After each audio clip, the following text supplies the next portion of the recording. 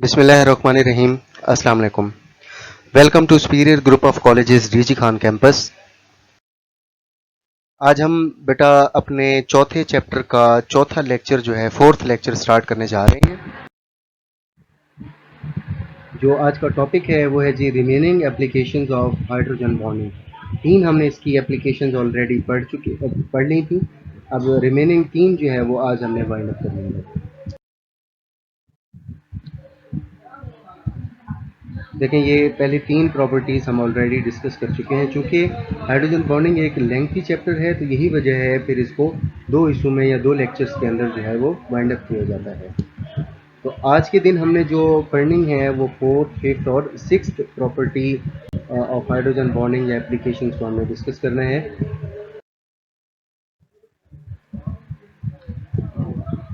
सबसे पहले है कि जी स्ट्रक्चर ऑफ आइस जो है वो किस तरह से है। मॉलिक्यूल ऑफ वाटर की अगर बात की जाए तो वो टेट्राहेड्रल स्ट्रक्चर रखता है, यानी इसमें ऑक्सीजन जो है दो हाइड्रोजन्स के साथ अटैच होगा और इसमें दो लोन पेयर्स होंगे, तो इसमें टोटल जो हेड्रॉन्स बनेंगे या जो कोने बनेंगे वो चार बनेंगे। तो यही वजह है कि पानी के मॉलिक्यूल्स की टेट्राहेड्रल स्ट्रक्चर होगी। ठीक है, और ये सारे के सारे कॉर्नर्स में मौजूद होंगे। लिक्विड स्टेट के अंदर पानी के जो मॉलिक्यूल्स हैं वो एक्सटेंसिवली यानी बहुत ज़्यादा मिकदार में एक दूसरे के साथ जुड़े हुए होते हैं और ये एसोसिएशन ब्रेक भी होती रहती हैं और ये रिफॉर्म भी होती रहती हैं, क्योंकि पानी के मॉलिक्यूल्स हरकत कर रहे होते हैं, मोबाइल होते हैं। अगर टेम्परेचर जो है पानी का कम किया जाए और बर्फ़ या आइस जो है वो बनाई जाए तो इन मॉलिक्यूल्स की जो स्ट्रक्चर है उसमें रेगुलरिटी आना स्टार्ट हो जाती है और ये रेगुलरिटी स्ट्रक्चर के अंदर थ्रू आउट जो है वो एक्सटेंड करती जाती है।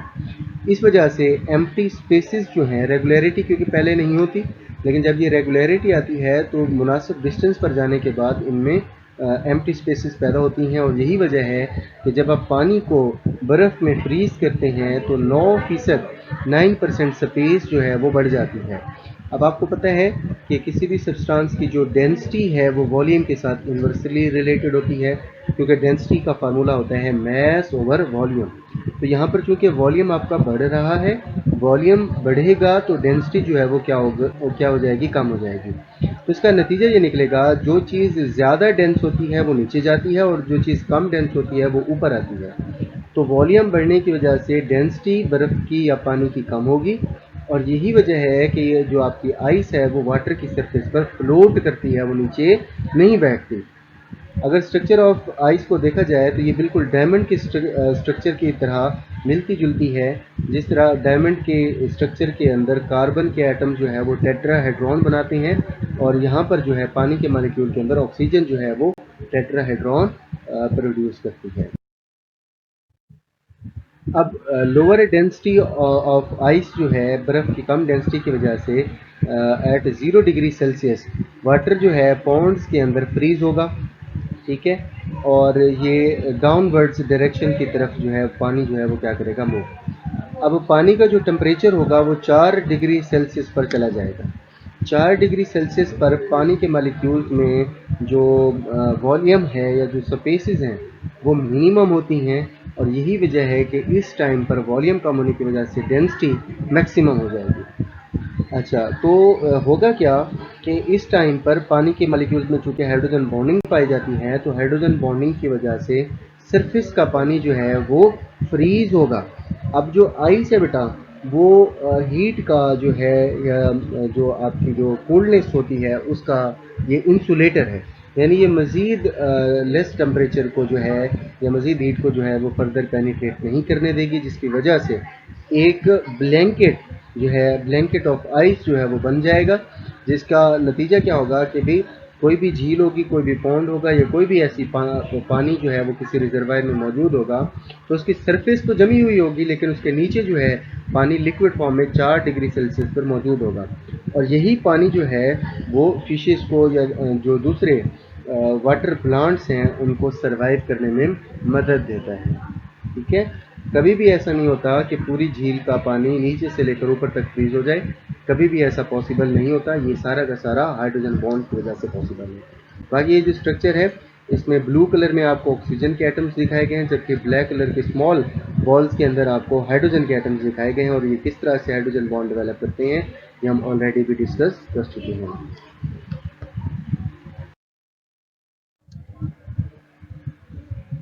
अगर हम इस सारे डिस्कशन को अपने माइंड में रखें तो हमें एक बात समझ आती है कि अगर पानी के मॉलिक्यूल्स में हाइड्रोजन बॉन्डिंग ना होती तो सरफेस का पानी ना फ्रीज होता और नीचे वाला पानी जो है वो लिक्विड फॉर्म में ना रहता, और इस तरह से एक्वेटिक प्लांट्स हैं या जो एनिमल्स हैं उनकी जो लाइफ है वो फिर टोटली, या जो उनका तर्ज अमल है वो टोटली जो है वो क्या हो जाता, चेंज हो जाता।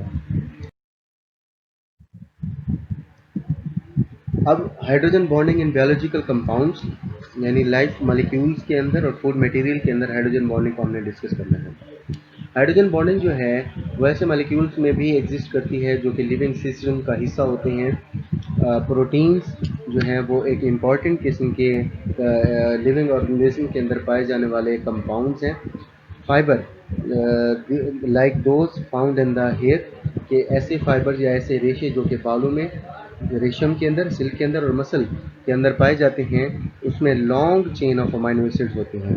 तो ये लॉन्ग चेन जो है वो एक दूसरे के साथ कॉइल अप होते हैं यानी लंबी चेनें बनाते हैं अबाउट वन अनदर, एक दूसरे के साथ इनटू अ स्पाइरल शेप यानी स्प्रिंग की तरह की यानी कर्वेचर टाइप ये जो है स्ट्रक्चर बनाएंगे। This spiral is called a helix. तो इस स्पाइरल को जो है आप नाम दे देते हैं एज अ हेलिक्स। हेलिक्स का आप नाम दे देंगे। सच अ हेलिक्स में either बी राइट हैंडेड यानी ये टुवर्ड्स राइट हैंड भी हो सकता है और टुवर्ड्स लेफ्ट हैंड भी हो सकता है। In case of right handed helix groups like NH and C double bond O।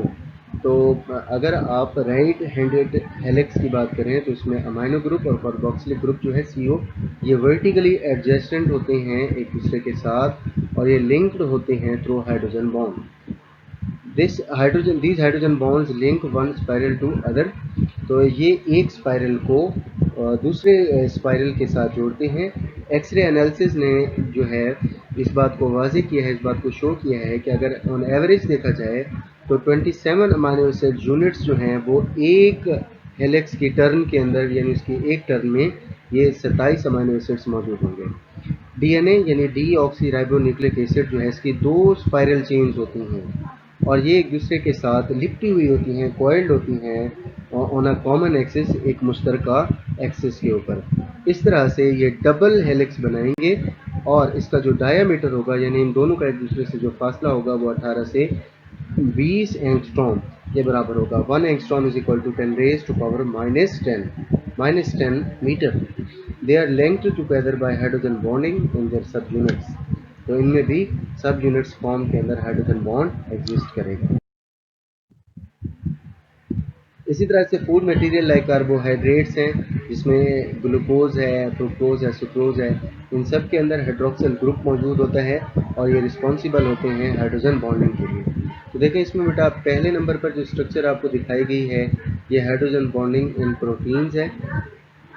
तो उसमें अगर आप अपर साइड पर देखें कार्बन और ऑक्सीजन के दरमियान डबल कोवलेंट बॉन्ड है। फिर इन्हीं का फर्दर हाइड्रोजन बॉन्ड जो है वो दिखाया गया है दूसरे अमीनो एसिड के NH मॉलिक्यूल के साथ। इसी तरह से अगर आप DNA की स्ट्रक्चर देखें लास्ट में तो हाइड्रोजन बॉन्डिंग जो है देखें ब्लैक कलर में आपको शुगर और फॉस्फेट से बनी हुई बैकबोन नज़र आ रही है, जबकि सेंटर में एडेनिन का गुवानिन के साथ और साइटोसिन का थायामीन के साथ @GC इसका फार्मूला है। A stands for adenine and T stands for thiamine. एड फिर GC गुवानिन और साइटोसिन इनका आपस में हाइड्रोजन बॉन्ड होता है और ये हाइड्रोजन बॉन्डिंग जो है वो DNA के डबल हेलिक्स में थ्रू आउट एग्जिस्ट करती है।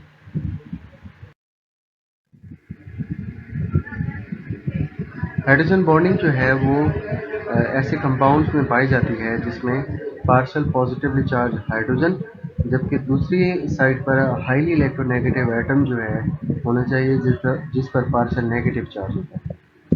जाहिर है कि ऐसी इंटर मॉलिक्यूलर अट्रैक्शन जो है वो फिजिकल प्रॉपर्टीज़ को इन्फ्लुएंस करेंगी जैसे कि मेल्टिंग पॉइंट है और बॉइलिंग पॉइंट है। अगर हम फिजिकल प्रॉपर्टीज़ को कंपेयर करें हाइड्राइड्स ऑफ ग्रुप 4, 5, 6 और 7 के, तो हमारे पास एक प्लॉटेड ग्राफ आता है जिसमें मेल्टिंग और बॉइलिंग पॉइंट्स को आप केल्विन स्केल के अंदर एक दूसरे के साथ कंपेयर कर सकते हैं। यहाँ पर हाइड्राइड्स का मतलब है कि ऐसे बाइनरी कंपाउंड यानी ऐसे दो एलिमेंट्स पर या ऐसे दो एटम्स पर मुश्तमिल कंपाउंड्स जिसमें एक एलिमेंट आपका हाइड्रोजन लाजमी तौर पर होगा, तो वो क्या कहलाएगा? हाइड्राइड। अगर आप एक नज़र डालें hydrides of fourth A group, तो उनके बॉइलिंग पॉइंट्स को देखें, तो ये बात आपको फिर मुतासिर करेगी कि इनके जो बॉइलिंग पॉइंट्स हैं एज़ कम्पेयर टू ग्रुप 5, 6 और 7, तो फोर्थ वालों के बॉइलिंग पॉइंट सबसे कम होंगे। अब इसकी वजह क्या है कि ये एलिमेंट्स बहुत ही कम इलेक्ट्रोनेगेटिव हैं। जैसे कि मीथेन जो है, इसका बॉइलिंग पॉइंट सबसे कम होता है। क्यों? क्योंकि एक तो इसका साइज स्मॉल है, और स्मॉल साइज होने की वजह से इसकी पोलराइजेबिलिटी जो है वो भी क्या होगी? कम होगी। एज अ रिजल्ट इनमें इंटरमॉलिक्यूलर फोर्सेस भी क्या होंगी? कम या वीक।